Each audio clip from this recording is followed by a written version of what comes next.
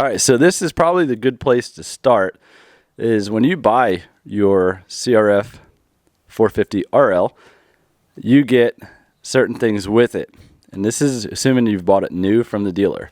So I bought it new from the dealer, and it came with this package in a manila envelope. Looks like these are some license plate bolts and stuff. Maybe the dealer, obviously they put this tag underneath the license plate, but it was huge. You clearly see 2 keys with this bike, sorted papers, and 2 tools. So this is a tool. I'm not quite sure what this does. It doesn't really say it really clearly in the manual. This I know is a spoke wrench. So basically you can test your spokes.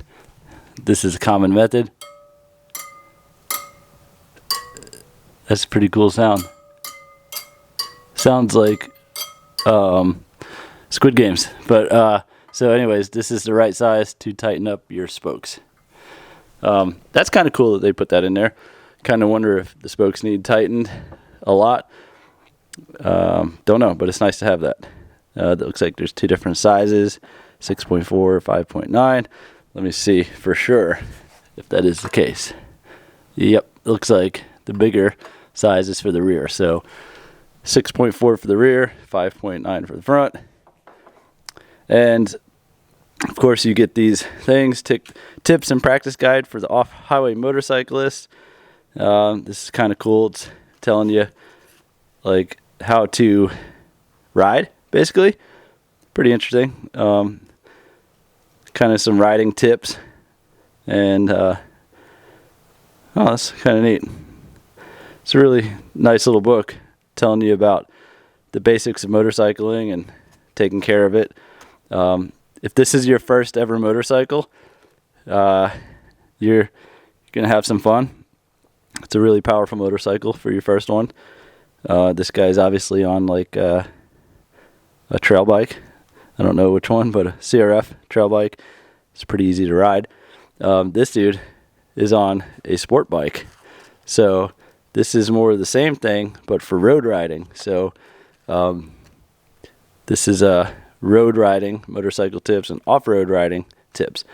Pretty cool stuff. It's worth a read through. You think you know everything, but then you read through and you might see something that you don't know. Of course, you have the owner's manual here.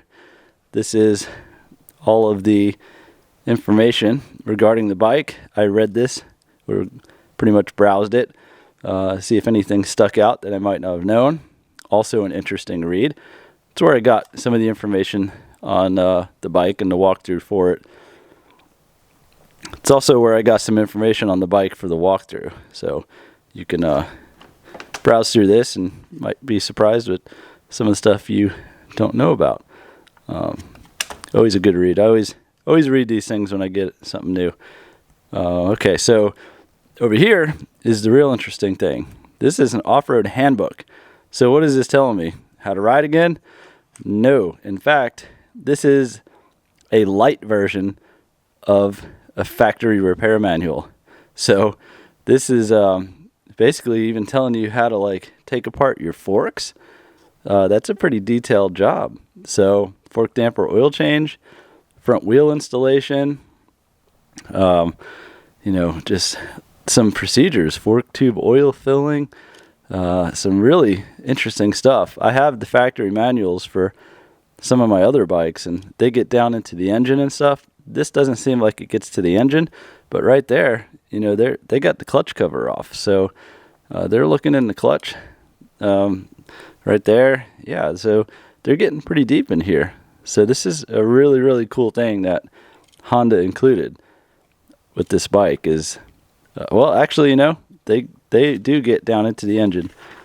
So they have the piston out right there. So this is pretty awesome. You might not have known this, but essentially this bike comes with a factory service manual for the most part. I don't know if it gets any deeper than this on this bike. It might. For comparison's sake, let me show you my factory service manual for the Honda Monkey. So it's a lot thicker, as you can see, and this bike is a lot simpler, But this is some pretty deep info. So here's the service manual for the Monkey. Here's the off-road handbook for the 450RL. Although it gets pretty deep in my opinion. So probably everything that you might tackle on your own. Anything deeper, maybe they're suggesting you bring it to the dealership. So that's it. This is what comes with the bike, and you're welcome to your 450RL package basically. And now we're gonna go over the bike. Hey everyone, thanks for stopping in and checking out my video. If you're here, you're interested in seeing what the Honda 450RL looks like up close. What I'm going to do is a simple walk around video. We're going to get an up close look at every part of this bike, and we're going to explain maybe a little bit about it.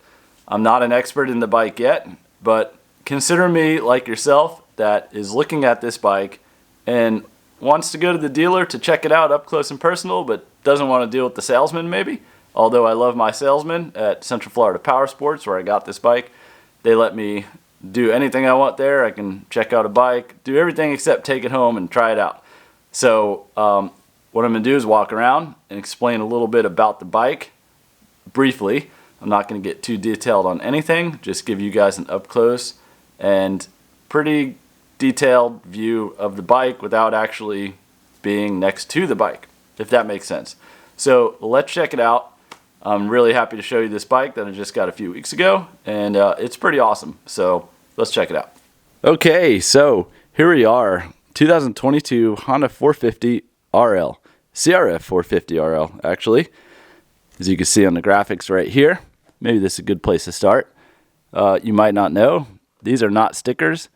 These are graphics that are built into the plastic. Not really sure what that's called, but that's kind of nice. These are not going to peel off. The plastics are really nice. This bike is really beautiful. The color, obviously Honda red, is the first thing you're going to notice. The newer RL versions have the blue in there. The 450Ls have the white in it. You have a textured plastic right here. You can see it with the sunlight.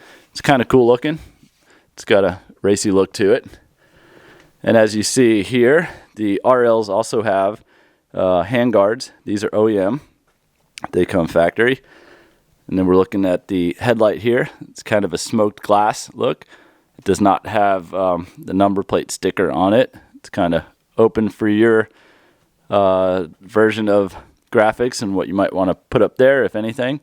Pretty clean looking lines though. Really aggressive looking to me. It's not like the old DRZs or current DRZs even that just have the square headlights. You got some LED turn signals, pretty heavy bracketry. These are very flexible. Obviously they need to be for a bike that might be dropped in the dirt. Of course you have your road legal items, which the turn signals of course.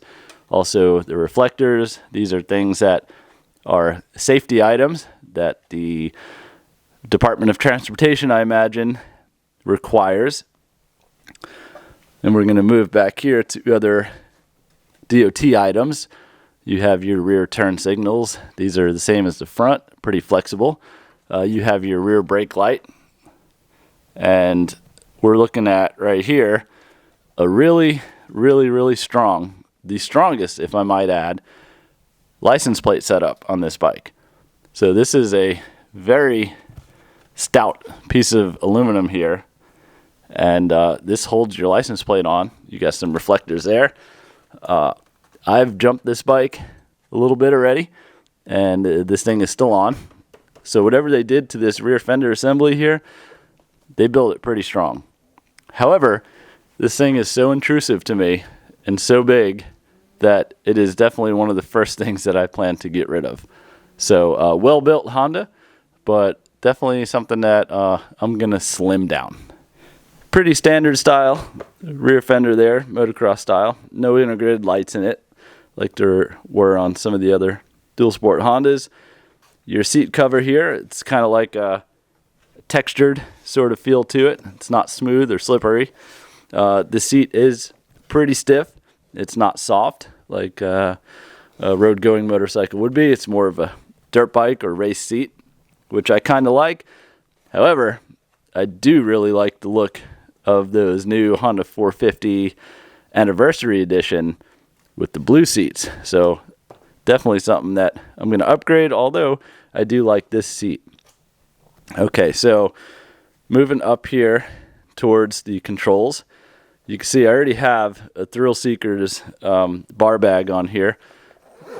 This is super helpful for me whenever I ride, because oftentimes I ride with riding pants that don't have pockets, so I can put my cell phone and wallet up there.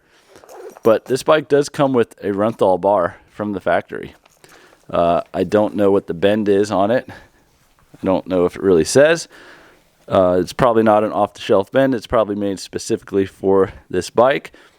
But it doesn't really matter. It's a nice bar. And the mirrors on this bike, I really like.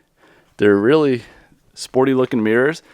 And I have never had a mirror on a bike be so stiff before, which is awesome, because usually when I ride my Monkey and the Trail 125, those mirrors just immediately find themselves in different positions, and you're always adjusting them.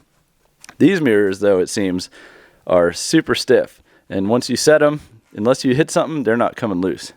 So that's pretty good.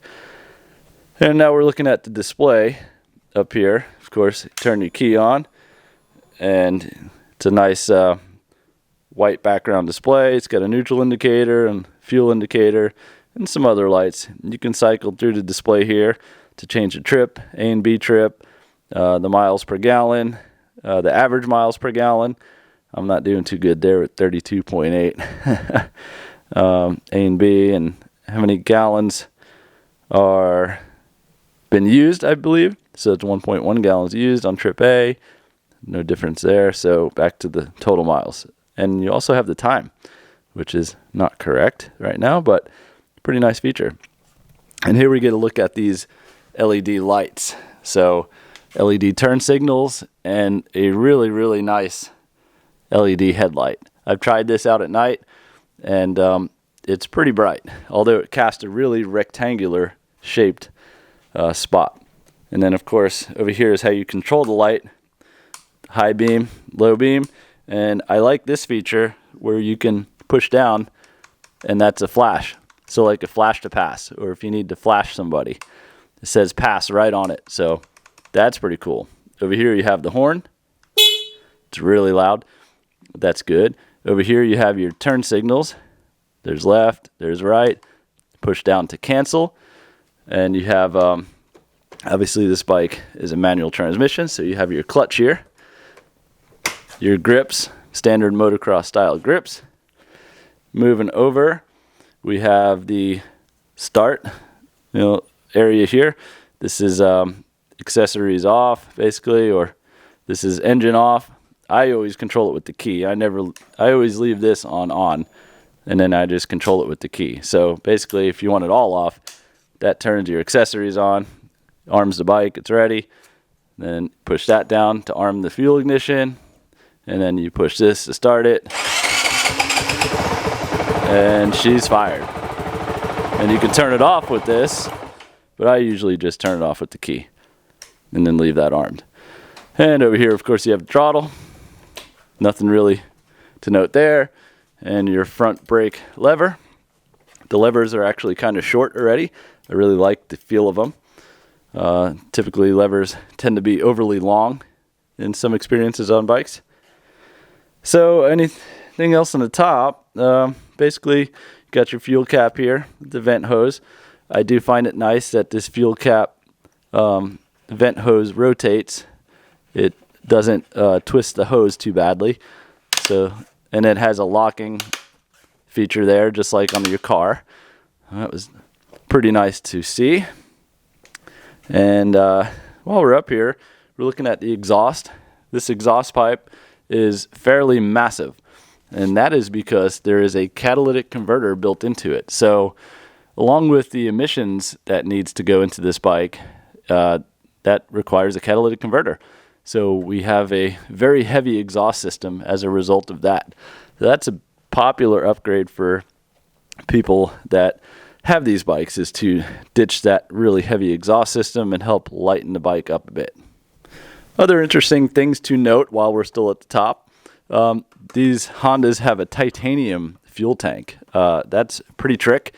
They are all fuel injected now. So the plastic tanks seem to have gone away with the Hondas when the fuel injection kind of became more prevalent. But that's pretty neat. I really like high-tech stuff, and titanium is pretty high-tech. You can see right there. Here's the VIN info, 2022 model. That's your sticker. This bike looks to be manufactured on February of 22. And we'll turn this, look around here while we're at the top still. And down here, it's your radiator. This bike is liquid cooled, of course. We have our horn here, and I might even just take this little sticker off of there, make it official.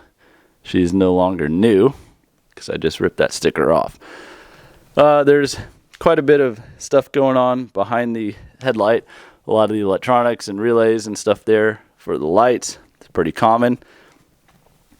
And I don't know if there's anything else on the top that we can discuss, so we'll go front to back now. So front to back, we're going to start at the front tire. This is an 80 by 100 by 21, so 80 by 100, 21-inch diameter tire. They are IRC tires, IRC Trails GP to be exact. This looks like a 70-30 sort of tire, so 70% off-road, 30% on-road.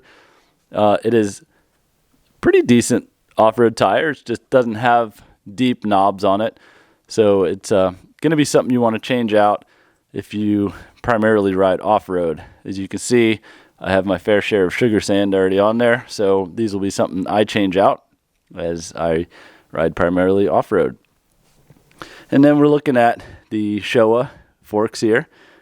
These are adjustable, so you have a bottom adjustment here, and then you have some nice fork guards traveling up. And we'll look at the top here, and if you can see down there,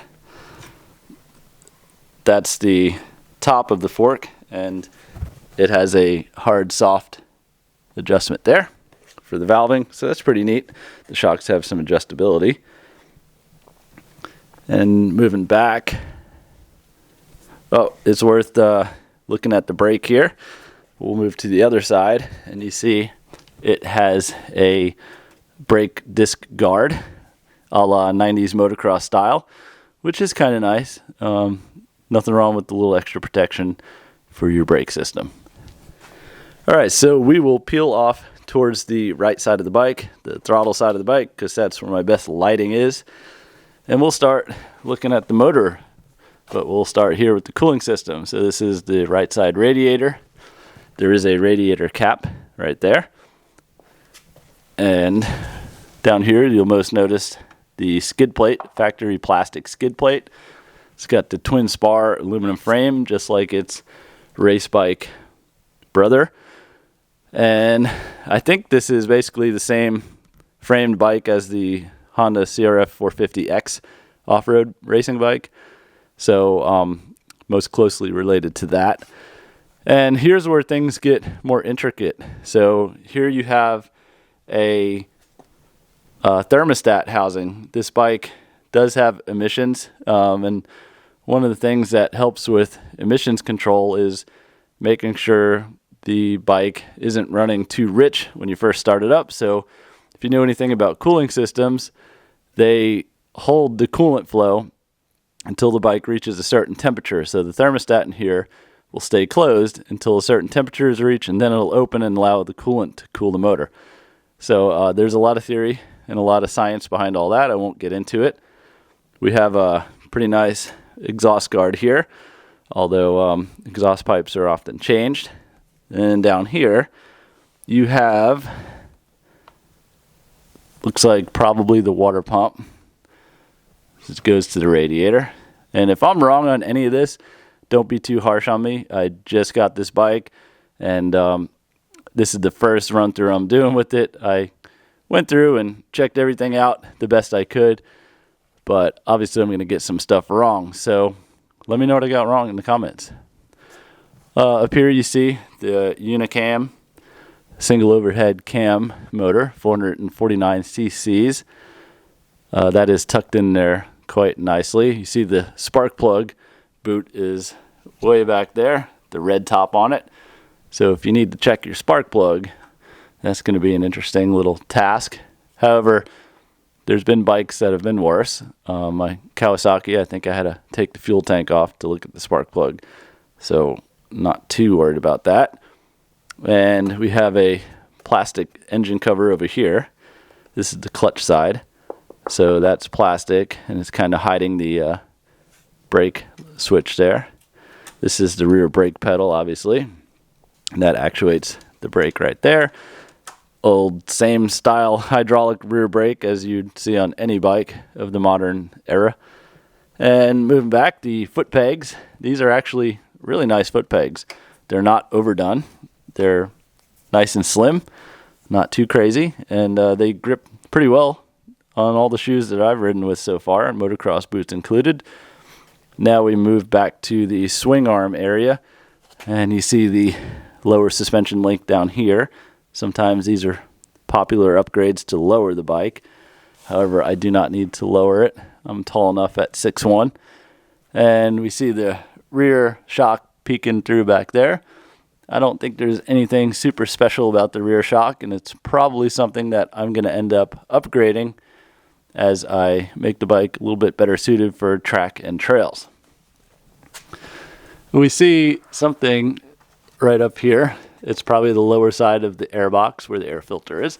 Haven't gotten into the air filter yet, so can't really expand on that. We've covered the exhaust. Now we move to the rear brake and swing arm. Really nice swing arm here. Probably the same one that's used on the CRF450X. Rear brake has a little guard, plastic guard right there, plastic guard on the bottom. We did not mention the wheels when we were in the front. These are DID Dirt Star wheels. The black anodized aluminum looks really nice on the bike, very racy looking. And of course, the tires are the same as the front. They are IRC Trails GP, and the back is a 120/80/18. So it is an 18-inch rear. I think most motocross race bikes have a 17-inch. I can't remember. So the knobbies are pretty decent on the back. They could definitely stand to be upgraded if you're going to go through some extreme dirt. All right, so we're making our way down to the rear wheel on the sprocket side, and you can see this sprocket has a rubber ring around it. It's pretty soft. I gotta imagine that is for noise isolation for the chain. Once again, not an expert. Didn't look into every small detail of this bike, just kind of going over it. Correct me if I'm wrong, but gotta imagine that's for noise isolation. Interesting though. Got a big old sprocket guard for safety there. Don't want to get your feet caught. I don't know.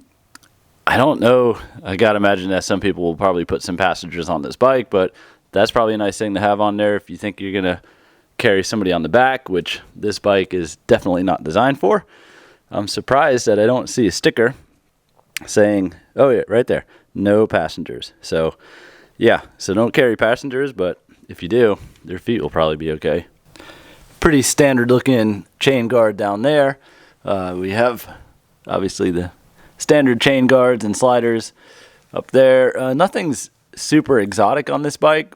I gotta imagine CRF450Rs or Works Editions or where you're gonna find the most exotic parts. But on this bike, everything's pretty subtle. Nothing's really insanely flashy like a race bike would be. Of course, you're going to have a kickstand on your dual sport or even your CRF450X. Interesting to note, it's got the kickstand switch just like the other bike. So if you're in first gear or you switch to first and the kickstand's down, it's going to stall you out. Now we look at the left side of the engine case over here. This is a coolant knob. It says coolant on it. Coolant, and not quite sure, but that's a reservoir for coolant. So I don't know how that works. That's pretty interesting. I don't know if you fill it from there or you fill it from the cap that's on the other side on the top. One thing to point out here, there is a coolant or a radiator fan here. So these fans do kick on when the bike reaches a certain temperature. I've had it happen a couple times here in Florida already. So that's pretty interesting, pretty high tech. We get a better look at the side of the cylinder and the cylinder here and the cylinder head there. Obviously this is the unicam setup where the cam and the rocker arms are going to be. And you have plastic cover over here again. That's not part of the engine case itself. You can see it's a little flexible, so it's kind of just like a guard. And right here looks like you're going to have your oil reservoir there. Pretty small little deal there. It's kind of tough to get to. I've always had it on the other side with other bikes, so interesting that it's on this side. There is an oil filter somewhere in here. This guard, the skid plate kind of covers the front portion of this, but this kind of looks like where the oil filter would be. Once again, I'm not an expert on this. I'm just making a YouTube video of initial observations and going over the bike. Sprocket guard here. There's a little shift pattern there. This is a 1 down, neutral in between first and second, and then 5 up. You have 6 gears total on this bike. It's a 6-gear transmission as opposed to the normal 5-gear transmissions that are on the race bikes. So that's pretty unique. This guy here is going to be a gauge for what looks like on the other side is like a emissions sort of thing. I don't know. Typically those sort of clear little indicators are for like the air filter housing boxes where you'd see oil on the bottom or water to know if you've had water intrusion in your air box. Not sure. We'll do plastics off kind of overview of the bike too in a separate video.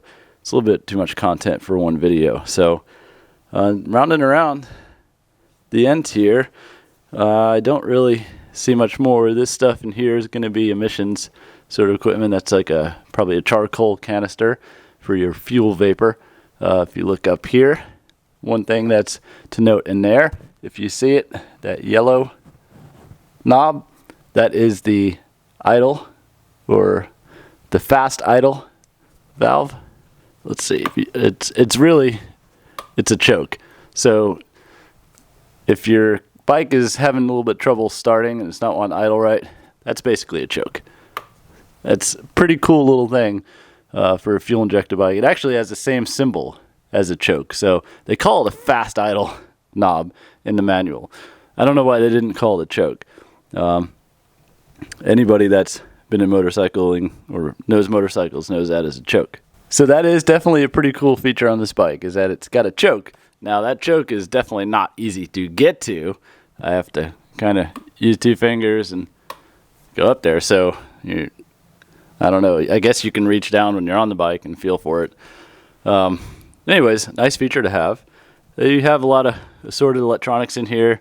This is the starter back there, the electric starter. And like I said, there's some emission stuff, and along with that comes sensors and clips and connectors and all that. So it looks very busy in here, and that's because it's a road bike. It's because it's street legal. Not a road bike, but a street legal dirt bike. So your CRF450R and your R counterparts to these bikes are not going to have this stuff in there. So it's going to be a lot more of a race bike, and it's going to be a lot leaner as far as that goes. I know a lot of this emission stuff can be removed, so that might be something that I will explore. Being in Florida, we don't have inspections. I don't want to incriminate myself, but if I'm going to stick mostly to track and trails, then the emission stuff on the road doesn't matter as much. So there's that. Otherwise, everything looks pretty good. It's a subtle bike. It's not super flashy. It's not exotic like a super high-end race bike would be. It's not a works edition by any means. I don't know how the Husky and KTMs look up close. I think they are a little bit more racier looking. That was one of my biggest struggles between those bikes and this bike, is which one is going to be more like a race bike with the license plate than a street bike that looks like a race bike. So I think those bikes are more like the race bike with the license plate than this. However, I'm a Honda loyal, and I go over this in the video on why I chose this bike. But I think it's going to be a fun journey to make this into the bike I want it to be. It's almost like my blank palette. It's already starting off as a street legal bike. It's got all the gear. It's got all the street legal stuff to make it ready to go on the road if I want to. However, I'm going to dial it in and make it what I want it to be, which is more of a track and trails bike. So I think that journey is going to be fun. I like to tinker. So if you're not a tinkerer and you just want to set it and forget it, then the KTM and the Husky might be a better option for you. But if you like tinkering and you like customizing and starting off with a blank palette that gives you all the foundations that you need, I think the 450RL is an amazing choice. And lastly, you have some information here, vehicle emission control information and tune-up specifications, idle speed, spark plug gap, valve lash, just some quick hit info. That's pretty cool to have. It's like some Honda stuff. I always like how they tell you what the valve lash should be and stuff. Like you're really going to check this thing on the road. But heck, they used to give you little toolkits and stuff with the old Trail 70s. So one thing I noticed when I got up here is this note to use premium unleaded gasoline only, 91 octane or higher. So that is important to note. Just don't go throw any old 87 octane, pump gas with all the ethanol and stuff in it in here. Probably not going to run right. So I know these modern bikes with their fuel pumps are made for the E10 ethanol use, but that's something that I tend to try to stay away from. I don't like the fact that fuel can accumulate water if not run through the tank fast enough, and I don't go through full tanks like a daily driver, so I'm probably going to stick to the ethanol free. There's a station that does ethanol free 91, so that's going to be my choice to go with that fuel. And it's probably worth noting too that don't assume that this bag comes with the bike from the factory, from the showroom. It does not. This is the first thing I added. This is a Thrill Seekers Bar Bag 9000, I think is the official name. It just Velcros onto your handlebars there. This is something I added, and it's on my other bikes. It's a super, super handy little accessory for carrying your phone and your wallet when you don't have the pockets or you don't want to carry them in your pockets. Something that's common amongst Honda motorcycles, all the ones I've had, the modern motorcycles, is the handlebar lock function. So if you can read that down there, it says lock, and it says push. So we push down the key and we turn it to that lock position, and it locks the handlebars. So this is an anti-theft measure. If you're parking for an amount of time and you're not near the bike, you can do that, and then you take the key out and you go. So theoretically that means somebody would have a harder time trying to steal this bike than they would if you didn't do that. So to disable this, you push down and then turn back to the off position, and now your handlebars are free again. Pretty cool little thing. Just something nice, little peace of mind sort of feature. Probably common to most road going bikes, however. So thanks for watching. I hope you guys enjoyed that walk around. I know I enjoy those. A lot of times that walk around video shows you everything on your bike because you're really pointing it out for somebody else, and you might notice things that you didn't expect or haven't seen before. So I've done this walk around video 2 other times on my other bikes, the Honda Monkey and the Trail 125. If you like this and you're interested in those other bikes, check out my channel. Maybe search my channel for walk around, and you'll find those quite a ways back. Anyways, hope you guys found that interesting. If you're watching this, you're probably interested in this bike, or you're purchasing this bike and you want to know more. I feel this is the kind of walk around that they should probably show you at the dealer. However, not every salesman is going to be as interested, or knowledgeable about the bike as you might think. Most of the time that I've bought anything, cars, bikes, whatever it is, I've researched it heavily, and I end up knowing almost more than the salesman knows about that specific bike or car. So it's always funny that when you go there, you expect this guy to be an expert or this girl to be an expert in the bike that you're going to get, and you end up explaining stuff to them about it. At least that's how my experience goes. So with this, hopefully this gives you kind of the orientation and walk around that you'd expect at the dealer, and hopefully it enlightens you. It gets you a good up close look at the bike, how it's put together, the fit and finish, if that can be distilled from the video. Sometimes it's hard. However, I can assure you the fit and finish of this bike is phenomenal. Really nice bike, very well put together, Honda quality. It looks good. It's simple to use, and we're going to get into a lot more video regarding riding it and what you can do with it. So if you like this, follow along on the journey. Give me a like if you appreciated the video. Subscribe if you want to see more and follow along. And comment if you think I've missed something or maybe misspoke on something that I wasn't as knowledgeable on as I thought I should be. Let me know. Either way, comments are good, feedback is good. So with that, thanks for watching. Check out my other videos, and we'll see you on the next one.